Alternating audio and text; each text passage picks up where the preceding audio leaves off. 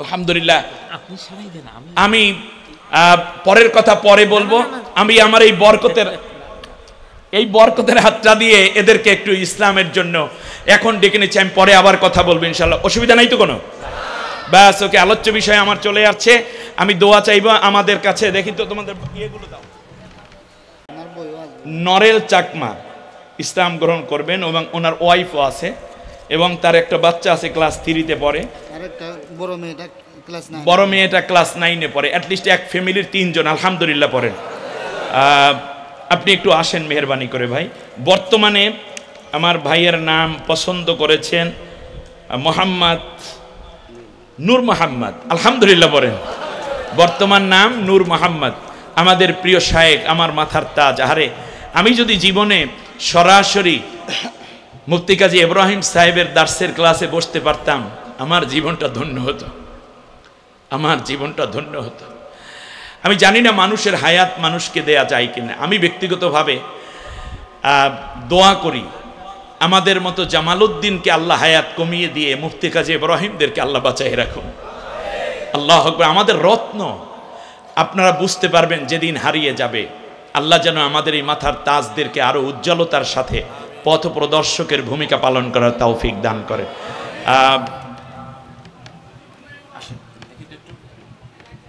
আপনি ওই হাতটার মধ্যে একটু হাত দেন, এইদিকে এইদিকে ফেলেন, এইদিকে ফেলেন, এই হাতে একটু হাত দেন। আমি যা বলি আপনি বলবেন তা। হ্যাঁ, বলেন লা ইলাহা ইল্লাল্লাহু মুহাম্মাদুর রাসূলুল্লাহ।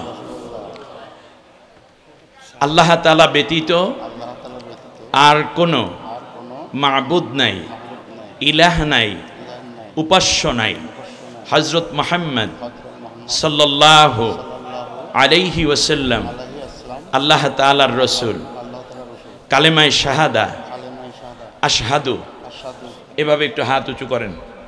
আশহাদু আল্লাহ ইলাহা ইল্লাল্লাহু ওয়াহদাহু লা শারীকা লাহু ওয়া আশহাদু আন্না মুহাম্মাদান আবদুহু ওয়া রাসূলুহু। আমি সাক্ষ্য দিচ্ছি, আমি দৃঢ়ভাবে সাক্ষ্য দিচ্ছি আল্লাহ তাআলা ব্যতীত আর কোনো সত্য মাবুদ নাই, ইলাহ নাই, প্রভু নাই। তিনি এক, অদ্বিতীয়, তার কোনো শরীক নাই, অংশীদার নাই। আমি আরো সাক্ষ্য দিচ্ছি হযরত মুহাম্মদ সাল্লাল্লাহু আলাইহি ওয়াসাল্লাম আল্লাহ তাআলার রাসূল। তারপরে আর কোনো সত্য নবী কিংবা রাসূল নাই। আমিন আমিন আল্লাহুম্মা আমিন। ঠিক আছে,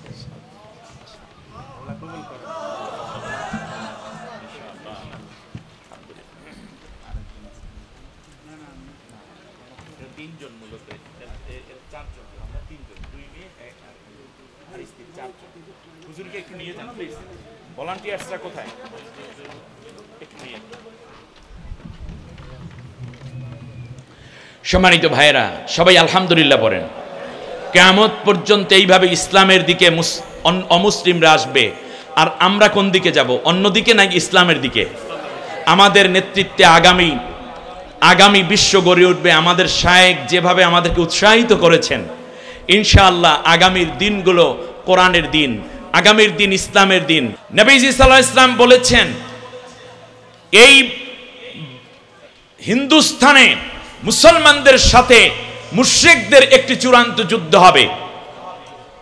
এই যুদ্ধ আপনি এড়াতে পারবেন না। নবীজি বলেছেন 2 প্রকার উম্মতকে আল্লাহ তাআলা জাহান্নামের আগুন থেকে মুক্ত করে দিয়েছেন। তার মধ্যে একটি হচ্ছে গাজওয়ায়ে হিন্দ, যেটা হবে। আমার শায়েখ চমৎকার করে সে ব্যাপারে ইঙ্গিত করেছেন, তার কথা শোনা দরকার ছিল আমাদের। আমি জানি না কেন শ্রোতারা এক ধাপ উঠে গেলেন। এই রকম একজন আল্লামাকে সামনে পেয়ে, শাইখকে পেয়ে যদি এই রকম কথা সারা রাত সারা দিন বলে, আমি জামালউদ্দিন তার পায়ের কাছে বসে এই কথাগুলো শোনার জন্য যদি সুযোগ নিতে পারি, তাহলে নিজেকে ধন্য মনে করব। আপনাদের হয়েছে কি? নবীজি বলেছেন দুই শ্রেণীর উম্মতকে আল্লাহ জাহান্নাম থেকে পূর্ণ স্বাধীন করে দিয়েছেন, জাহান্নাম তাদেরকে কোনোদিন স্পর্শ করবে না। একটা হলো যারা তাকজুল হিন্দা, হিন্দুস্থানে যারা যুদ্ধ করবে মুশরিকদের সাথে, মুশরিকরা মুসলমানদেরকে হত্যা করবে, বাড়িঘর লুটপাট করবে, আগুন দিয়ে পোড়াবে, মসজিদগুলো ভাঙবে, এই অত্যাচারগুলো যখন করবে তখন দিন রক্ষার জন্য আমার একদল মুসলিম উম্মত যখন জেগে উঠবে, ওই যুদ্ধে যারা অংশ নেবে তারা সব ধরনের ফিতনা ফাসাদ থেকে যেমন মুক্ত থাকবে, জাহান্নামের আগুন তাদেরকে স্পর্শ করবে না। আর হযরত ঈসা আলাইহিস সালামের সাথে মিলে দাজ্জালের বিরুদ্ধে যারা যুদ্ধ করবে, আমরা বদর পাইনি, উহুদ পাইনি, খন্দক পাইনি, নবী পাইনি, সাহাবী পাইনি, তাবিঈন পাইনি, কিন্তু গাজওয়ে হিন্দ যখন আসবে এইটা যদি হয় তাহলে বদর, উহুদ, খন্দকের চেয়ে কোনো অংশে কম হবে না। তার কারণ এই কথা আল্লাহর নবী আমাদের জন্য সুযোগ তৈরি করে দিয়ে গেছেন, গাজওয়ে হিন্দ যারা অংশ নেবে তারা জান্নাতি। আবু হুরায়রা রাদিয়াল্লাহু তাআলা এই হাদিস শুনে দাঁড়িয়ে গিয়েছিলেন। তিনি বললেন, ইয়া রাসূলুল্লাহ, আমার জন্য দোয়া করুন, আল্লাহ যেন গাজওয়ে হিন্দ পর্যন্ত আমাকে জীবিত রাখেন। যদি সুযোগ পাই তাহলে অবশ্যই আমি সেই যুদ্ধে আমার সন্তান সন্ততি এবং আমি সবাই যুদ্ধে অংশ নিব, জান মাল দিয়ে লড়াই করব।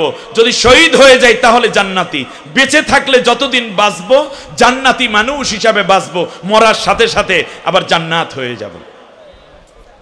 আল্লাহর নবী বলেছেন এই সময় আমার উম্মত তিনটি গ্রুপে ভাগ হয়ে যাবে। ওয়াহিদুন ফিল জান্নাহ, ইসনানে হুমা ফিন্নার।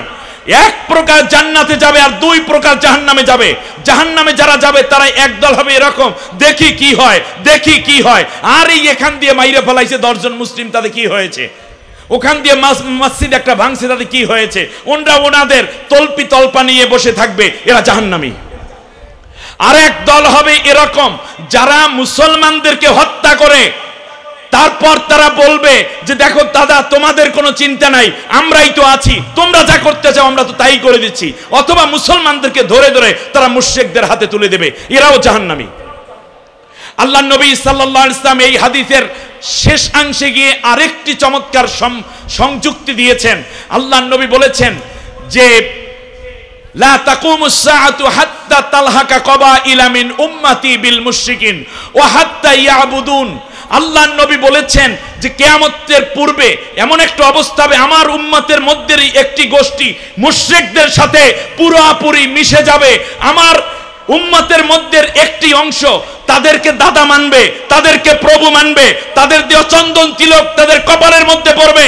তারা বলবে তাদের সাথে ব্লাডের সম্পর্ক আছে, তাদের সাথে আমাদের বৈবাহিক সম্পর্ক আছে, তারা মানে আমরা, আমরা মানে তারা। এমনকি শেষ পর্যন্ত তাদের পূজা করবে অথবা মূর্তি পূজা করবে।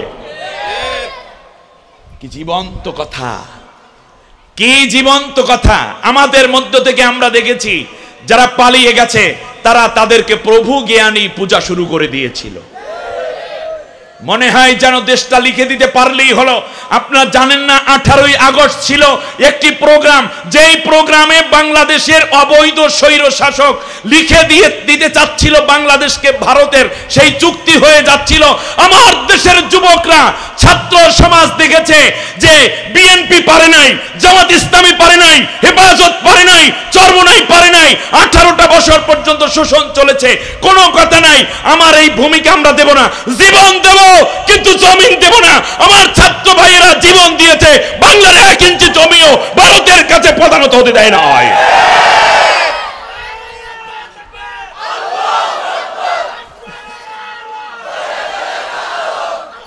যারা সমাজ বিনির্মাণ করেছেন, আমাদের শায়েখ চমৎকার করে বলেছেন যে 60 বছর পরে মানুষ আস্তে আস্তে একটু ইবাদতমুখী এবং পরকালমুখী হয়ে ওঠে। তবে ডক্টর ইউনুস সাহেবের একটা চমৎকার কথা যে আমি তো অবসরে পাঠিয়ে দিয়েছি,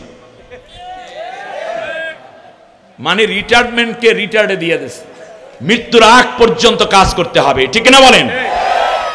বিজ্ঞানের থিওরি হচ্ছে মানুষের যে নিউরনগুলো আছে, যত বেশি মানুষ কালচার করে, যত বেশি স্টাডি করে, যত বেশি ইন্টেলেকচুয়াল চিন্তা করে, তত বেশি এই নিউরনগুলো শার্প হতে থাকে মৃত্যুর আগ পর্যন্ত। আপনার গবেষণার মধ্যে, পড়ালেখার মধ্যে, তিলাওয়াতের মধ্যে আপনি যত কাটাবেন আপনার নিউরন ক্ষয় হবে না। আর না হলে 55 বছর বয়স থেকে প্রতিদিন 10 থেকে 15টা নিউরন ধ্বংস হতে থাকে। অতএব পড়ালেখা করলে, জ্ঞান বিজ্ঞান চর্চা করলে নিউরন বাড়তে থাকে। আল্লাহ তাআলা যেন আমাদেরকে বাড়ানোর তৌফিক দেন, বলেন আমিন। তাহলে অবশ্যম্ভাবী দুটি যুদ্ধ আপনারা বুঝতে পেরেছেন।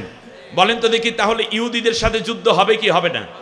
আল্লাহ তাআলা বলতেছেন, ওয়ালান তারদা আনকাল ইয়াহুদা ওয়ান নাসারা হাত্তা তাত্তাবিআ মিল্লাতাহুম, যতদিন তুমি ইহুদি না হয়ে যাবে, খ্রিস্টান না হয়ে যাবে, ততদিন তাদেরকে তুমি খুশি করতে পারবে না। অতএব ইহুদিরা যদি কারো উপর খুশি হয়, মনে রাখতে হবে তারা তলে তলে ইহুদি হয়ে গেছে। বাংলাদেশের প্রেক্ষাপটে বিগত গভর্নমেন্ট, বাংলাদেশের পাসপোর্টে ইসরায়েলের কোনো ছবি ছিল না, সেইটাকে তারা ইসরায়েলের রাষ্ট্রকে বাংলাদেশের পাসপোর্টের মধ্যে ইনক্লুড করেছে।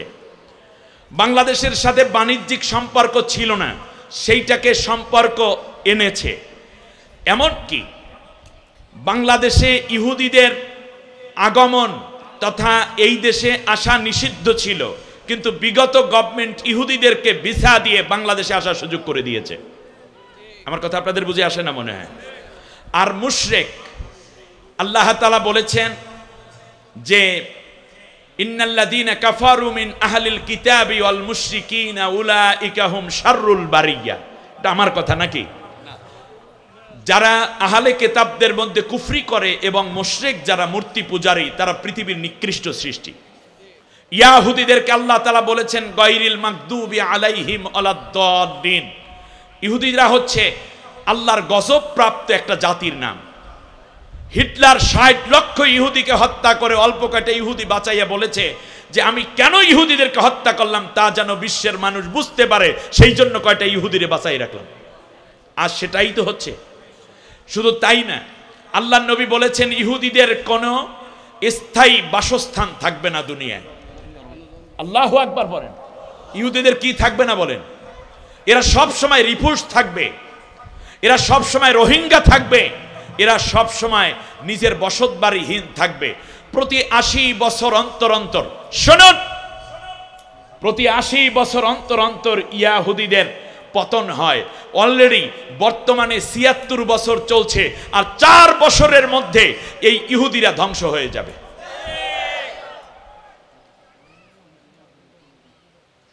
আরেকটি মৌলিক কথা আপনাদের উদ্দেশ্যে বলি, প্রাণ প্রিয় যুবকদের উদ্দেশ্যে। আমি যেহেতু ওয়াজ করার জন্য যেই একটা ওয়াজ শোনার জন্য যেই পরিবেশ, সেইটা আপনারা হয়তো এখন পাবেন না, তার কারণ রাত বেশি হয়ে গেছে। আমি শুধু সংক্ষেপে বলি, একটি চূড়ান্ত বিজয়ের একটা সময় এবং রোড ম্যাপ থাকে কার হাতে? জোরে বলেন। আমি সেই রোড ম্যাপটা উদ্ধার করেছি। বলতাম, বাংলাদেশের কথা বলতাম, গোটা বিশ্ব জুড়ে ইহুদি এবং মুশরিকরা মুসলমানদের জন্য চূড়ান্ত দুশমনীতে লিপ্ত হয়েছে। আল্লাহ রাব্বুল আলামিন বলেন, ওয়ালা তাজিদান্না আশাদ্দান নাসি আদাওয়াতান লিল্লাযীনা আমানুল ইয়াহুদা ওয়াল্লাযীনা আশরাকু। আল্লাহু আকবার। আল্লাহ তাআলা বলেন, হে দুনিয়ার ঈমানদারেরা শোনো, ইহুদি এবং মুশরিক এই দুইটা জাতির মধ্যে মুসলমানদের জন্য এক বিন্দু মায়া আমি আল্লাহ দিয়া তৈরি করি নাই। ওরা হার্ড হার্টেড মুসলমানদের বিরুদ্ধে। কয়টা জাতি? জোরে বলেন কয়টা? 1 নম্বরে কারা? আরেকটা কারা? এই জন্য ভারতের সাথে অস্ত্র চুক্তি হয়েছে ইসরায়েলের। আপনারা বুঝতে পেরেছেন? সমানে মানুষ মেরে হত্যা করছে। বর্তমান নরেন্দ্র মোদী, যাকে বলা হয় গুজরাটের কসাই, এত বেশি করে মুসলমানদের উপর পীড়ন করেছে, অথচ ভারতে মুসলমানরা 700 বছর একটানা শাসন করেছিল। এই শাসন আবার মুসলমানদের হাতেই আসবে। ব্রিটিশদের সাথে দালালি করে হিন্দুরা ক্ষমতায় গিয়েছিল, আবার মুসলমানরাই এখানে শাসন করবে, সেই দিন ঘুরে আসছে ইনশাআল্লাহ। বলেন, ভারত মুসলমানদের, কোন মুশরিকদের না। যে কথা বলছিলাম, কান খাড়া করে শুনুন। কেন 4 বছর মতান্তরে 4 থেকে 5 অথবা 6 এই বয়সটা কেন বলছি? এক নম্বর হচ্ছে ইহুদিদের ৭৬ বছর হয়ে গেছে, বাকি আছে কয় বছর? 4 বছর। এবার আমি একটা সংখ্যা বলি, দেখি আপনারা বোঝেন কিনা, খুব ঠান্ডা মাথায় নিবেন। চট্টগ্রামের মানুষ চিন্তা এবং বুদ্ধিদীপ্ততায় ভরপুর। ধরুন 40, সংখ্যাটা কত বলছি? 40। 40-এর সাথে যোগ করেন 13, 53। 53-র সাথে যোগ করেন 8, 61। এই হিসাবটা কেন বললাম এটা আগে বুঝেন। রাসূল সাল্লাল্লাহু আলাইহি ওয়াসাল্লামের বয়স 40, নবুয়াত পেয়েছেন। 13 বছর মক্কায় কোরআনের দাওয়াত দিয়েছেন। 13 আর 40 কত? 53। কাফেরদের যন্ত্রণা সহ্য করতে না পেরে তিনি চলে গেলেন আল্লাহর হুকুমে মদিনায়। যেই কাফেরেরা তাকে মেরেছে, অত্যাচার করেছে, নির্যাতন করেছে, তাদের সাথে বদর, উহুদ, খন্দক, হুনাইন হয়েছে। এক পর্যায়ে আল্লাহ নবী সাল্লাল্লাহু আলাইহি ওয়াসাল্লাম মক্কায় 8ম হিজরিতে রমজান মাসে মক্কা বিজয় করে যেখান থেকে তিনি বিতাড়িত হয়েছেন, সেখানেই আল্লাহর কোরআনের পতাকা উড্ডীন করে ইসলামী রাষ্ট্র কায়েম করেছেন। তাতে তার মোট সময় লেগেছে কত বছর? 61 বছর। এই হিসাব বুঝতে কোনো অসুবিধা হয়েছে আপনাদের? ব্যাস, ইউটিউবাররা এই কথাগুলো নিয়ে নাও, খুব ভালো হবে। এবারে আসেন 1971, তার সাথে 61 যোগ করেন, কত হয়? 71-এর সাথে 61 যোগ করলে হয় 2032। ঠিক না? কথা বলেন না দোষ? একটু হিসাব কি দাও, খালি টাকা পয়সাই তো মোবাইলে হিসাব করলেন ক্যালকুলেটরে, একটু এই হিসাবটা করেন না। 1971-এর সাথে রাসূল সাল্লাল্লাহু আলাইহি ওয়াসাল্লামের ওই 61 বছর যোগ করেন, 2032। 2032 ভালো করে বুঝুন কিভাবে একটি গ্লোবাল নেটওয়ার্ক তৈরি হচ্ছে। এই হিসাব পৃথিবীর আর কেউ দেবে না, এটা জামালউদ্দিনের হিসাব। তার কারণ এটা নিয়ে আমি গবেষণা করেছি কোরআন সুন্নাহ থেকে নিয়ে 2032, ঠিক আছে কিনা? 1971 সালে বাংলাদেশ স্বাধীন, তার সাথে নবীর ওই 61 বছর যোগ করেন, তাহলে কত হয়? যেহেতু বাংলাদেশ স্বাধীনতার যুদ্ধ শুরু হয়েছে মার্চ মাসের 26 তারিখ আর বিজয় হয়েছে 16ই ডিসেম্বর, বছর তো চেঞ্জ হয় নাই, হয়েছে? অতএব 1 বছর মাইনাস করতেই হবে। তাতে কত হয়? 2000। এখন কয় বছর চলে? 2025 থেকে 31 হতে কত সময় লাগবে? 6 বছর থেকে 1 বছর বাদ দেন, 6 বছর তো আপনার প্রাপ্তির বছর, ওটা তো আর বছরের বাইরে যাবে, ওটা হচ্ছে রেজাল্ট পাওয়ার বছর। এর আগে কত বছর মাঝখানে থাকে? কথা বলে না? 5 বছর। এই ইউনূস সরকার হয়তো 5 বছর ক্ষমতায় থাকবে, অথবা অন্য কোনো সরকার আসলেও সব মিলে 5 বছর, এর বেশি আর টিকবে না। এর পরবর্তী 5 বছরের মাথায় গিয়ে বাংলাদেশে আল্লাহর কোরআনের পতাকা উড্ডীন হবে।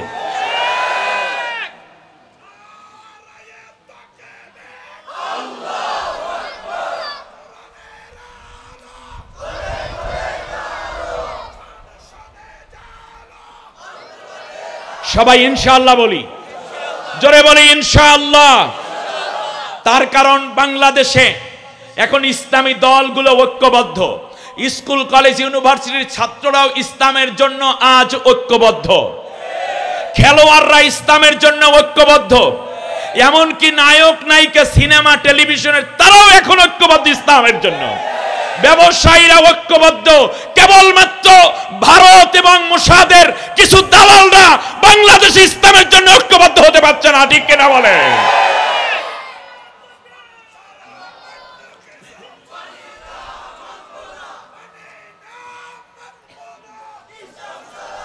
এবার শুনুন, আগামী 4 বছরের মধ্যে, আগামী 4 বছরের মধ্যে ইসরায়েল ধ্বংস হবে।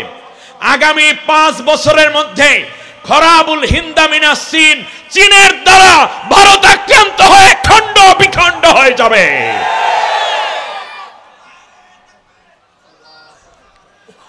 এবার শুনুন নবীজির সেই নির্দেশনা। আল্লাহ নবী সাল্লাল্লাহু আলাইহি ওয়াসাল্লাম যখন এই হাদিস বর্ণনা করতেছিলেন, তখন বিশ্বনবী সাল্লাল্লাহু তাআলা আলাইহি ওয়াসাল্লাম যে কাজটি করেছিলেন, ওদিকে তাকানোর দরকার নাই, এটা ভলান্টিয়ার্স আছে, ওটা মিট করে দিবে। ওখানে যথেষ্ট ভলান্টিয়ার্স দায়িত্বশীল আছে, বাস শেষ, ওটা শেষ হয়ে গেছে। এবারে বসেন। আরে ভাই, বিভিন্ন জায়গায় তো দুই একটু সমস্যা হতেই পারে। সবাই জিকির করেন লা ইলাহা, পানি দিতে হবে।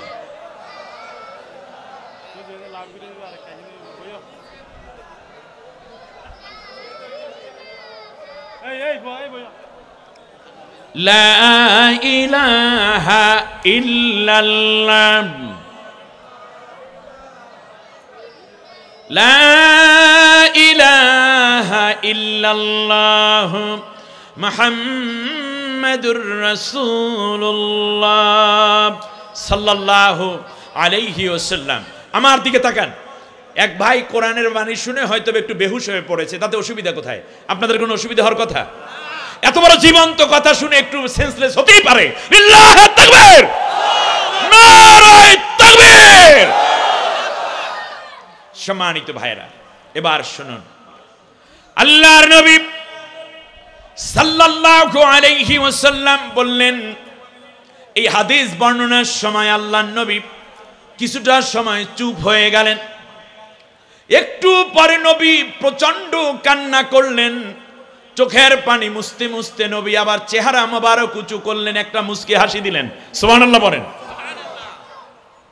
সাহাবীগণ আরজ করল, ইয়া রাসূলুল্লাহ, বুঝলাম না, হাদিস বর্ণনা করতে গিয়ে দুই দল উম্মত জাহান্নাম থেকে মুক্তি পেয়েছে, ঠিক না বলেন? একটু আগে বললাম না নবী গো, মাঝখানে আমরা মনে করেছিলাম হাদিস বর্ণনা শেষ, আপনি থেমে গেলেন, আবার শুরু করলেন।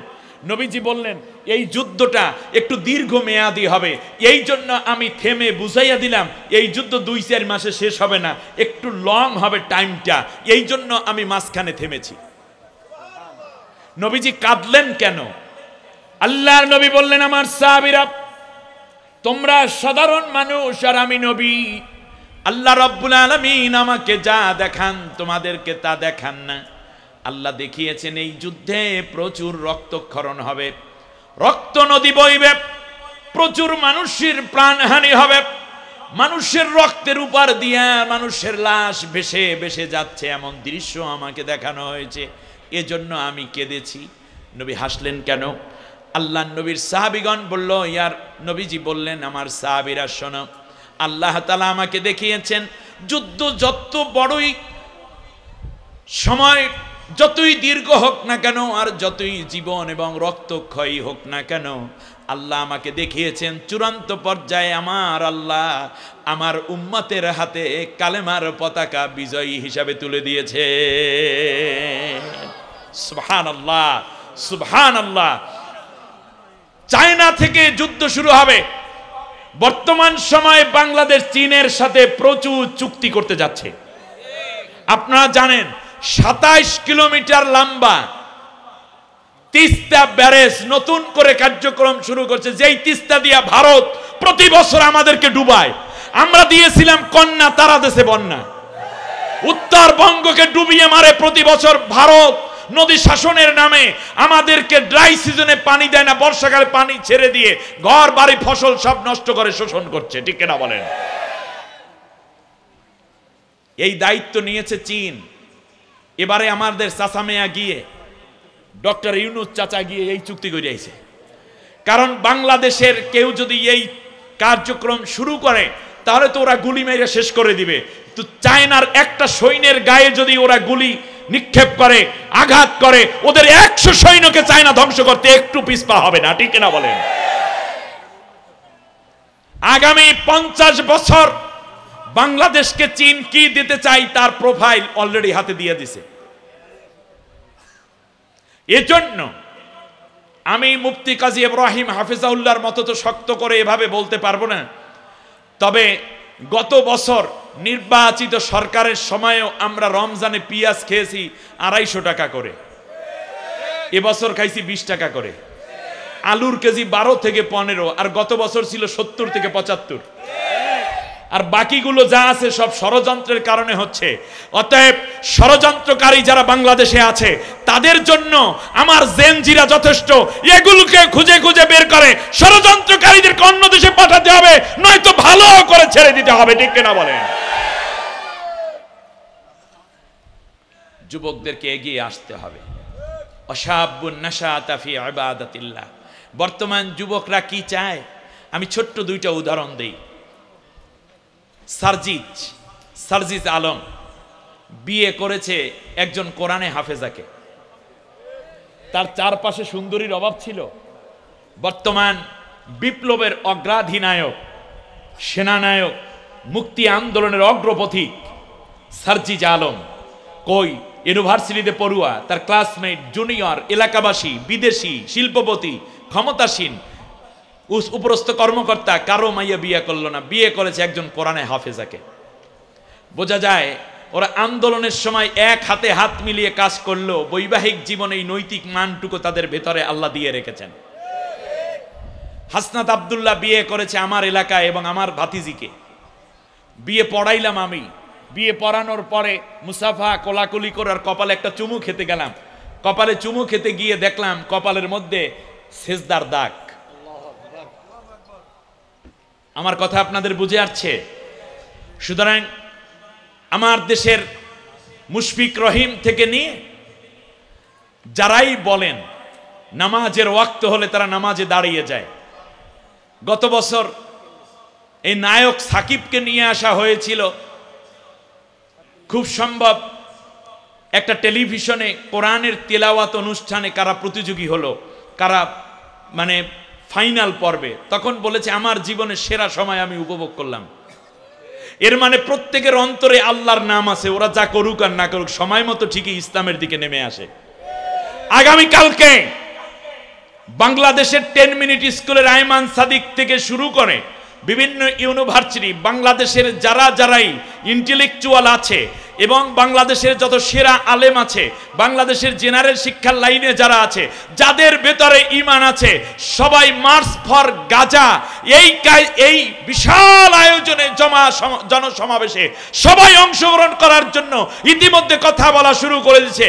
জামাত ইসলামী, হেফাজতে ইসলাম, তবলিগ, চরমনাই, বিএনপি, সেখান থেকে নিয়ে নুরুল হক নুরুর দল, এই দিকে ওই দল সেই দল যা আছে সব মিলে আমরা বাংলাদেশ মাসলুম ফিলিস্তিনিদের পাশে আসি।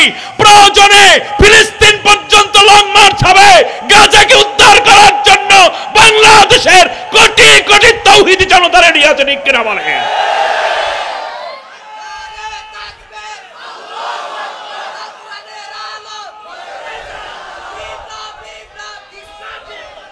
ওরা পরীক্ষা করছে।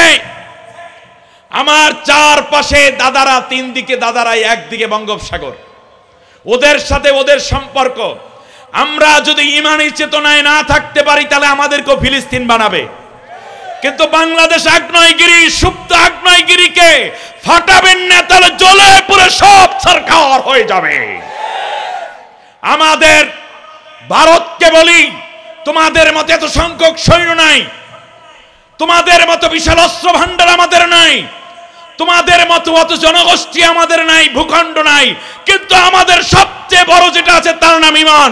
ঈমানের জায়গায় যদি কেউ বোম ফেলো তাহলে তোমরা সরকার হয়ে যাবে, ঈমান বিজয় লাভ করবে। ঠিক কিনা বলেন? ওয়ালা তাহিনু ওয়ালা তাহজানু ওয়া আনতুমুল আ'লাউনা ইন কুনতুম মুমিনিন। হতাশ হয়ো না, মন ভাঙা হয়ো না, তোমরাই বিজয় লাভ করবে যদি মোমেন হতে পারো। ফায়াতি মুলুকাল হিন্দা মুগাল্লালিন, নবীজি বলেছেন ভারত খান খান হবে। আর প্রত্যেকটা ছোট ছোট রাষ্ট্র থেকে তাদের রাষ্ট্রপ্রধানকে বেঁধে চোখের মধ্যে কালো কাপড় দিয়ে আটকে কোমরে রশি পরাইয়া তারপর মুসলিম শাসকের কাছে হাজির করা হবে। আসবে আবার ওমর তারিক, আসবে আবার মুসা খালিদ, কাটিবে শঙ্কা এই কালো রাত, কাটিবে শঙ্কা এই কালো রাত জাগরণ জনতার ভাঙবেই নিদ, আসবে আবার ওমর তারিক, আসবে আবার মুসা খালিদ। আফগান কাশ্মীর সবে হুঁশিয়ার, জাগতে হবে শোধ নিতে আবার, ঠিক না? সোনালি দিনের তুমি হও মুজাহিদ, আসবে আবার ওমর তারিক, আসবে আবার মুসা খালিদ। বাংলাদেশে এই জন্য দেশ প্রেমিক এবং ইসলাম প্রেমিক এই দুইটির সমন্বয়ে সরকার যখন হবে, গাজওয়াই হিন্দ তখন আরো বেশি কাছাকাছি চলে আসবে। সেই গাজওয়াই হিন্দে শুধু বাংলাদেশের সেনাবাহিনী লড়াই করবে না, শুধু বিমান বাহিনী নয়, শুধু র্যাব, পুলিশ, ডিবি, ডিএসবি, শুধুমাত্র নৌবাহিনী নয়, বাংলাদেশের সীমান্ত রক্ষী নয়, বরং আমার দেশের ফোর্সগুলোর সাথে আমার দেশের ছাত্র সমাজ, নারী, পুরুষ, তাবলীগ, পীর, মুরিদ, জামাত ইসলামী, সেখান থেকে ধরে ছাত্র শিবির, ছাত্র দল, যারাই আছে না কেন, যারাই মোমেন, সবাই মিলে আমার দেশের বাহিনীর সাথে ঐক্যবদ্ধভাবে গাজওয়াই হিন্দ অংশ নেবে ইনশাআল্লাহ। টেস্ট করেছো, কাজ হয়নি। বাতিল সে দবনে ওয়ালি, বাতিল সে দবনে ওয়ালি आया सिमा नहीं हम, सोबर कर झुका है तू इम्तिहा हमारा। আল্লাহু আকবার। বিশ্ব দেখেছে বারে বারে মুমিন কখনো হারে না, জীবন দিতে পারে তবু ঈমান দিতে পারে না, ঠিক না বলেন? সুতরাং আমাদের বাঁচার একমাত্র, কেবলমাত্র, শুধুমাত্র উপাদানের নাম হচ্ছে ইসলাম। আমি আজ সেজন্য দরদ ভরা কণ্ঠ নিয়ে বিএনপির ভাইদেরকে দুইটা কথা বলবো। আপনাদের ব্যক্তিগতভাবে আমারও প্রচন্ড ভালোবাসার একটি জায়গার নাম শহীদ প্রেসিডেন্ট জিয়াউর রহমান, ঠিক না বলেন? কোটি কোটি মানুষ যাকে ভালোবাসে, আপনাদের ভালোবাসার এই জায়গাটা, জিয়াউর রহমান এত পপুলার কেন এই জাতির কাছে? বলেন বলেন তো দেখি। জিয়াউর রহমান এই বাংলাদেশি মানুষের কাছে এত বেশি প্রিয় এই জন্য যে তিনি ইসলামকে ভালোবাসতেন, তিনি আলেম ওলামাদেরকে ভালোবাসতেন, তিনি সংবিধানে বিসমিল্লাহির রহমানির রহিম সংযোজন করেছেন, তিনি ধর্মনিরপেক্ষ এবং পুঁজিবাদকে বাদ দিয়ে, সমাজতন্ত্রকে বাদ দিয়ে তিনি আল্লাহর প্রতি অবিচল আস্থা ও বিশ্বাসের কথা লিখেছিলেন। তিনি ওলামায়ে কেরামদের জন্য কাজ করেছেন।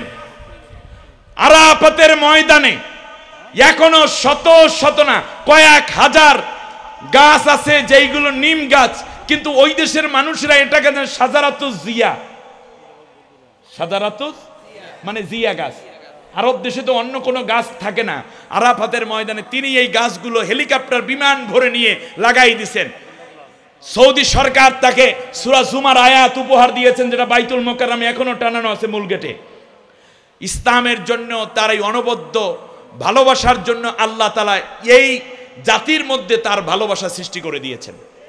তা আপনারা যেই প্রেসিডেন্ট জিয়াউর রহমানকে ভালোবাসেন, সেই প্রেসিডেন্ট জিয়াউর রহমান ইসলামকে এত ভালোবাসতেন, আর আপনি এখনই ওই পরাজিত শক্তি, ধর্মনিরপেক্ষ মতবাদের ধ্বজাধারী জালেমরা যা বলেছে আপনাদের জবান থেকে এখন সেই রকম কথা শুরু হয়ে গেল। মৌলবাদী, জঙ্গিবাদী, এই সেই মসজিদে ইমাম সাহেব ভোট চাইতে পারবে না, মাহফিলের মধ্যে রাজনীতি চলবে না, এইগুলা তো পলাতক গভর্নমেন্টের, ওই পালিয়ে যাওয়া দুর্নীতিবাজদের কথা, স্বৈরশাসকদের কথা। আপনাদের জবান থেকে কেন এই কথা বের হয়? আপনি যদি জিয়ার আদর্শের সৈনিক হন, তাহলে ইসলামকে বেশি ভালোবাসুন, তাহলেই কেবল আপনি জিয়ার আদর্শের সৈনিক হবেন। প্রেসিডেন্ট জিয়াউর রহমানের জিন্দিগি সাহাবীদের জিন্দিগি। তার কারণ আবু বকর রাদিয়াল্লাহু তাআলা আনহু যেই দিন ওফাত হয়ে যান, সেই দিন আবু বকর রাদিয়াল্লাহু তাআলা আনহু বলেছেন যে ওমর, আমাকে তুমি গোসল করাবে, নতুন কাফনের কাপড় দরকার নাই, পুরান কাপড় ধুয়ে আমি ওই বাক্সে ভরে রেখেছি 3 কাঠ কাপড়, এটা দিয়ে কাফন জড়াই দিও। অর্ধেক পৃথিবীর শাসক প্রায় পুরাতন কাপড় দিয়ে কাফনের কাফন জড়ানো হয়।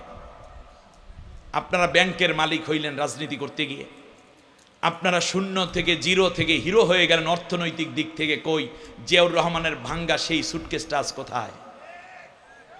সুতরাং ফিরে আসুন, জিয়াউর রহমানকে ভালোবাসতে তার আদর্শে আসুন। আর জিয়াউর রহমান কোরআনকে ভালোবাসার কারণে এত মহান হয়েছেন, ইসলামকে ভালোবাসার কারণে। অতএব আপনারা ইসলামের পক্ষে কথা বলেন, গোটা জাতি আপনাদের দিকে ঝুঁকবে। যদি কোনো ক্রমে এই জাতি বুঝে ফেলে আপনারা ইসলামের বিরুদ্ধে চলে যাচ্ছেন, তাহলে কিন্তু আর পাত্তা পাবেন না। একটা ভালো বুদ্ধি শিখাই দিয়ে গেলাম। যদি ভালো হতে চান তাহলে এইভাবেই আমার মনে হয় আসা দরকার। তার কারণ মূল বিএনপির যারা, তারা কিন্তু ইসলামের বিরুদ্ধে বলে না। কয়েকটা বামপন্থী রামপন্থী ঢুইকা সোজাসুজি যদি আমি আরো ভাঙিয়ে বলি, তাহলে পালিয়ে যাওয়া গভর্নমেন্ট এবং ভারতের কিছু প্রেতাত্মা যাদের উপর ভর করেছে, তারা ওদের সুরে কথা বলে বাংলাদেশের মুসলমানদের মধ্যে আবার ডিভাইড তৈরি করতে চায়, আবার তারা ভাগ তৈরি করতে চায়, আবার আমাদের মধ্যে অনৈক্য সৃষ্টি করতে চায়। বিএনপির নির্বাহী বিভাগকে আমি অনুরোধ করব, নীতি নির্ধারণীদেরকে, এদেরকে আইডেন্টিফাই করুন। এদেরকে সামনে নমিনেশন দিবেন না, তার লাল বাতি জ্বলবে, বাক্সে ভোট পাবেন না। আল্লাহ সুবহানাহু ওয়া তাআলা আমাদেরকে কবুল করুন। বর্তমান প্রজন্ম সম্বন্ধে একটা কথা শুধু বলি, কোরআনের মধ্যে আল্লাহ তাআলা 3টা হকের কথা বলেছেন। এক নম্বর হচ্ছে হাক্কুল, একটা হচ্ছে ইলমুল ইয়াকিন, হলো 3টা। একটা হলো হাক্কুল ইয়াকিন, আর একটা হলো ইলমুল ইয়াকিন, আর একটা আইনুল ইয়াকিন। কয়টা ইয়াকিন? একটা ছিল শুধুমাত্র মানুষরা বলতো আর অন্ধের মতো বিশ্বাস করে নিত, এইরকম একটা সময় ছিল কিনা? এখন এটাকে অ্যাসেম্বল করে ইলমুল ইয়াকিনে পরিণত হয়েছে। কিন্তু বর্তমান যেই প্রজন্ম, এরা শুধুমাত্র শুনি রাজি থাকে না, সন্তুষ্ট হয় না, বরং তারা দেখতে চায়। এই চট্টগ্রামের বিশাল প্যারেড ময়দানে মাহফিল হতো, আল্লামা সাইদি সাহেব যখন ওয়াজ করতেন, কোটি লক্ষ লক্ষ মানুষ ওই মাথা থেকে সাইদি সাহেবকে দেখতে পেত না, কিন্তু সবাই চুপ থাকতো, নড়াচড়া করতো না। ওই কানে শুনছে তো আলহামদুলিল্লাহ, অথবা ক্যাসেট ট্যাপের মধ্যে দেওয়া থাকতো, ওই ট্যাপ বাজাইতো আর বসে বসে ওয়াজ শুনতে